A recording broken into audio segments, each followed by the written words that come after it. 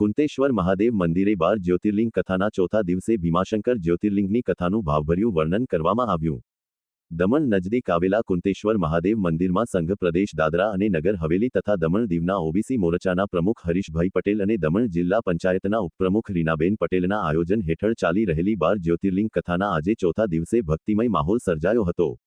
વિશ્વવિખ્યાત કથાકાર મેહુલભાઈ જાનીએ ઉપસ્થિત શિવભક્તોને જ્યોતિર્લિંગોના આધ્યાત્મિક મહત્વ વિશે વિસ્તૃત માહિતી આપી હતી. તેમણે જ્યોતિર્લિંગોની ઉત્પત્તિ કેવી રીતે થઈ, તેની પાછળની પૌરાણિક કથા શું છે અને 12 જ્યોતિર્લિંગોનું હિન્દુ ધર્મમાં કેટલું વિશિષ્ટ સ્થાન છે તે અંગે સરળ અને રસપ્રદ શૈલીમાં સમજાવ્યું હતું. આજે કથાની શરૂઆત ભીમાશંકર જ્યોતિર્લિંગની પાવન કથાથી કરવામાં આવી હતી.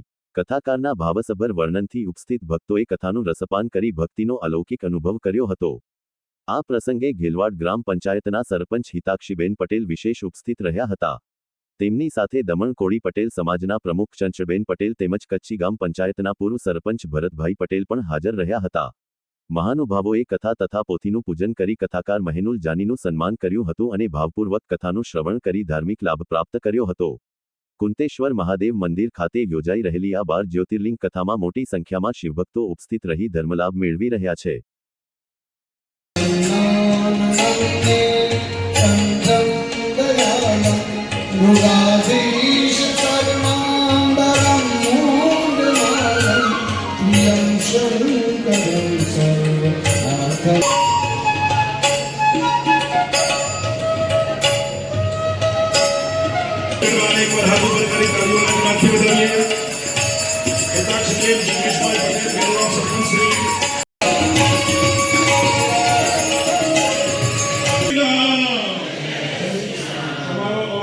जय जय श्री राम. राधे राधे राधे राधे.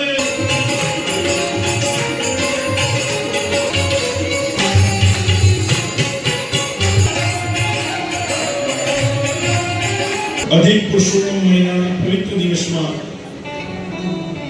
कुंता गामनी पवित्र धरती कुंतेश्वर महादेवના સાનિધ્યમાં દમણ અને કુંતાના ઇતિહાસમાં પ્રથમ વખત ફક્ત અને ફક્ત 12 જ્યોતિર્લિંગની કથા. આજે કથાનો ચોથો દિવસ.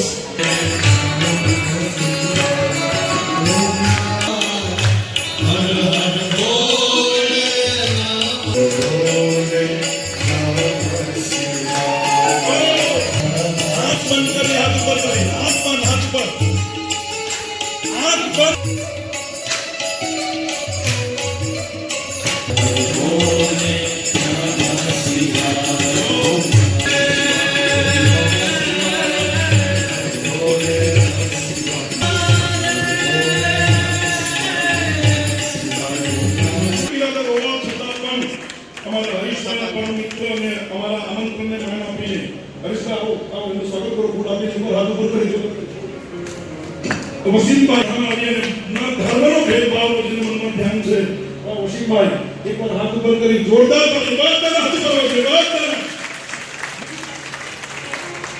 કાનૂન સમાયા કોણ હે अपना કોણ પરા એકવાર વસીમભાઈ માટે હરીશભાઈના પરમ મિત્ર અને વાસ્તવિક મહાન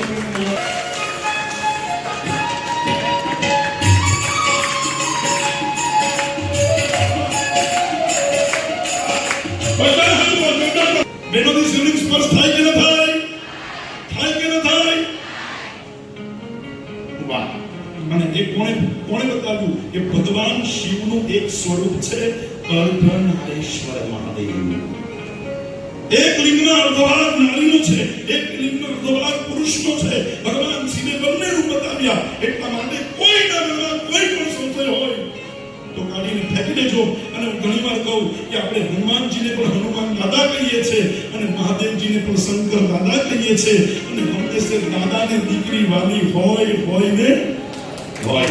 અને ભગવાન શિવ માટે સૃષ્ટિની તમામ મારી બહેનો, તમામ દીકરીઓ, તમામ સ્ત્રી જાતિ મારા મહાદેવ માટે દીકરી છે. શું છે?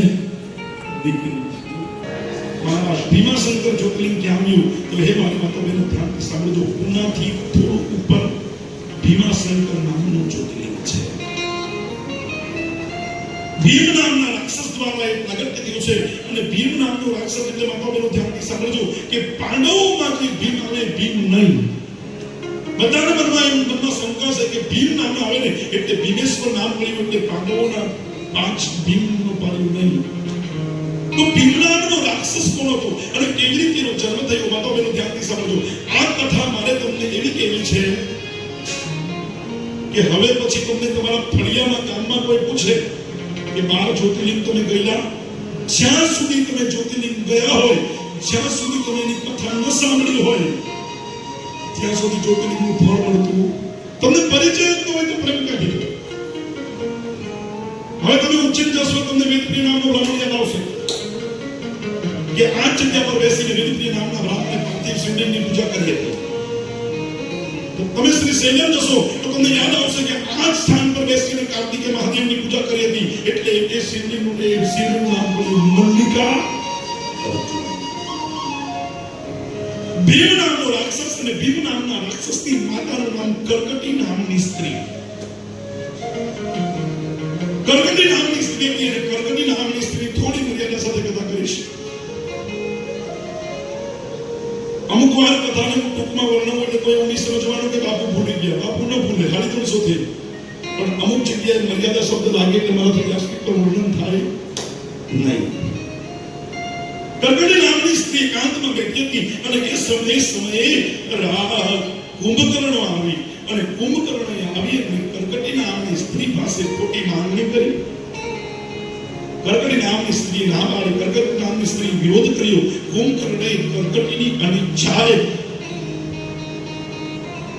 કર્કટી સાથે સહવાસ થયો અને કર્કટી સાથે સહવાસ થયો એટલે કર્કટી ગર્ભવતી બની. કુંભકર્ણ જતો રહ્યો અને જેવી કર્કટી ગર્ભવતી બની અને કર્કટીની કુખેથી પુત્રનો જન્મ થયો, એનું નામ પડ્યું ભીમ. નામ પડ્યું. શું નામ પડ્યું? પણ ભીમ પાંડવોનો નહીં. જો ત્રીજી વાર બોલું છું, પાંડવોનો નહીં. અને એક દિવસ આવી અને મારા વિદ્વાન મહાપુરુષો કહે માતા ધ્યાન છે સુને. એક દિવસ આવી અને ભીમ નામના રાક્ષસે માં કર્કટીને પ્રણામ કર્યા છે. માં કર્કટીને પ્રણામ કર્યા, માં કર્કટીને વંદન કર્યા અને કર્કટીને વંદન કરીને પૂછે છે કે માં, મારે તને આજે એક પ્રશ્ન પૂછવો છે. માતા બહેનો ધ્યાન આપજો કથા કરતા. મારે તને આજે પ્રશ્ન પૂછવો છે. અને કર્કટીએ પૂછ્યું કે બોલ બેટા, કયો પ્રશ્ન? ત્યારે ધીમે ધીમે કર્કટીએ કીધું. અમારા વિદ્વાન મહાપુરુષો કહે ત્યારે કર્કટીએ પૂછ્યું ને કે હે માં, મારા પિતાનું નામ શું છે? મને મારા પિતાનું નામ રાક્ષસ છે. માં અત્યારે ક્યાં છે? માં અત્યારે ક્યાં છે? મારે જોવા છે મારા પિતાને. એક શક્તિ પ્રદાન કરવા માટે, શક્તિ દેવા માટે ગયો અને જેવી શક્તિ હાંસલ કરી, તપ કરે ને એટલે ભગવાન મળે ને મળે. ભીમ નામના રાક્ષસને ખબર પડી એટલે ભીમ નામના રાક્ષસે યુદ્ધ કરવા માટે તૈયાર થયો અને યુદ્ધ કરવા માટે તપ કરવા ગયો. ભગવાન સામે યુદ્ધ કરવા માટે નક્કી કર્યું અને એક સમયે એક સુતીક્ષ્ણ નામનો બ્રાહ્મણ ત્યાંથી પસાર થતો હતો અને ભીમ નામના રાક્ષસે બ્રાહ્મણને પકડ્યો અને બ્રાહ્મણ સાથે ભીમ નામના રાક્ષસે વિરોધ કર્યો. સુતીક્ષ્ણ ભગવાન શિવનો પ્રિય ભક્ત હતો અને સુતીક્ષ્ણ દરરોજ ઓમ નમઃ શિવાયના મંત્રનો જાપ કરતો હતો. સુતીક્ષ્ણને પકડી લીધો અને સુતીક્ષ્ણને ભીમ નામના રાક્ષસે જેલમાં પૂરી દીધો અને જેવો જેલમાં પૂર્યો પણ એ સુતીક્ષ્ણ નામનો બ્રાહ્મણ ઓમ નમઃ શિવાય, ઓમ નમઃ શિવાય, ઓમ નમઃ શિવાય, ઓમ નમઃ શિવાયનો મંત્ર કરતો હતો અને સુતીક્ષ્ણ નામના બ્રાહ્મણને જ્યારે જેલમાં પૂરી દીધો. માતા બહેનો સાંભળજો. અને ભીમ નામનો રાક્ષસે સુતીક્ષ્ણ નામના બ્રાહ્મણ પર ત્રાસ ગુજારવા લાગ્યો અને ત્યારે જેલમાં બેઠા અમારા વિદ્વાન મહાપુરુષો કહે જેલમાં બેઠા ઓમ નમઃ